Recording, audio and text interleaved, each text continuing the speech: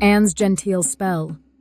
It was morning again in the wizard's house, that soft hour when the world had not yet begun to shout. The study was filled with familiar comforts. Books stacked like old friends, papers scattered with half-born inventions, a warm mug on the table, and sunlight drifting through the windows as though it had nowhere else to be. This room, Anne's room, was more than an office. It was a sanctuary. It was a studio. It was an exercise space. It was a place where life and work braided together the way they always had for them. Imperfectly, beautifully, faithfully. The wizard sat in his chair, his hands folded, his mind already moving at the speed of lightning. In his thoughts were entire universes, economics and geopolitics, mysticism and theater, robots and artificial intelligence, cryptocurrency wallets and contracts, white papers, executive summaries, messages from strangers across the globe. His mind was a great sea, and every day brought new waves. He sighed. "I think," he said slowly, "that I overwhelmed them." Anne looked up from her book. Her eyes were calm, not judging, only seeing. "The staff?" she asked gently. "The circus," the wizard murmured with a faint smile. "Yes, the circus." He leaned forward, his voice growing quicker, as it often did when the currents of thought pulled him.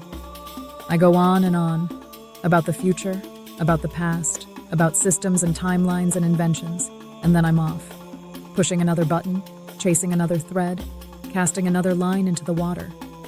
Anne listened without interrupting. The wizard continued. "And sometimes, they don't even care about the details. They just want to know where they fit. They want to be heard. They want to feel like they matter in the story." Anne closed her book softly. "That's because they do," she said. The wizard fell quiet. Outside, the day was beginning. Somewhere a phone would ring. An obligation would knock. A deal would shimmer on the horizon like a silver fish. He rubbed his beard. "I promised one man I'd return a piece of equipment fully repaired," he said. "And there's another matter. This wallet setup, these transfers, the urgency of time." Anne nodded. "Yes, time moves." And she paused, and her voice became something even softer. "But love moves too." The wizard looked at her. Anne reached across the table and placed her hand gently over his. "Robert," she said, though in the story she was simply Anne, the wizard's lady. "You are not wrong to dream so big. You were made to see farther than most." The wizard's eyes lowered. "But," she continued, "you must remember, the ones walking beside you cannot always run at the same speed." He swallowed. "I don't want to lose them." "You won't," Anne said, "if you practice one thing." The wizard waited, like a student before a teacher. Anne smiled. "Pause." The wizard blinked. "Pause?" he repeated. "Yes," she said. "Before you answer, pause. Before you launch into the cosmos, pause. Before you push the next button, pause." The wizard leaned back slowly. "That sounds almost too simple." Anne's smile widened.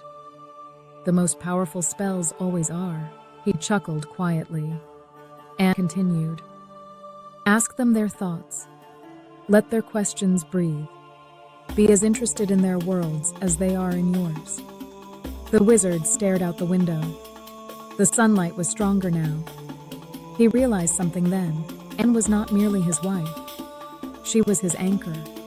Not an anchor that held him back, but an anchor that kept the ship from drifting away entirely. Without her, the wizard might sail forever into abstraction, into theories, into endless horizons. With her, he returned. To the room, to the people, to the present moment. The wizard nodded slowly. "I will try," he said. Anne squeezed his hand. "That is all anyone asks." For a long moment, neither of them spoke. The circus would still be there. The deals would still come. The waves would still rise and fall. But here, In the quiet morning study, the wizard learned again that the greatest magic was not in controlling the world, but in honoring it. And Anne, gentle and steady, remained the spell that held the whole story together. God bless. Robert Colee.